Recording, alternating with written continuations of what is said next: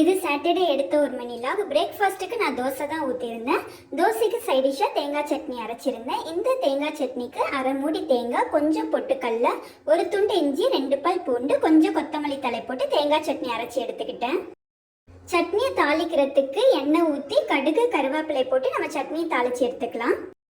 Breakfast செய்யவே நான் லஞ்சுக்கு கூடவே பருப்பு குழம்பும் ரெடி பண்ணிட்டேன். பருப்பு குழம்புக்கு சைட் டிஷ்ஷாக நான் பீட்ரூட் பொரியல் தான் ரெடி பண்ணியிருந்தேன். பீட்ரூட் பொரியலை நான் பீட்ரூட்டை குட்டி குட்டியாக கட் பண்ணிட்டேன். நமக்கு துருவன மாதிரி வேணும்னாலும் நம்ம துருவன மாதிரி பீட்ரூட் பொரியல் செய்யலாம்.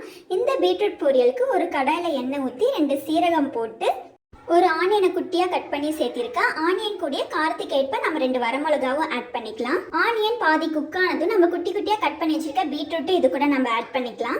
இது கூட கொஞ்சமாக உப்பு சேர்த்து பீட்ரூட் பொரியலை நல்லா மிக்ஸ் பண்ணி விட்டுடலாம்.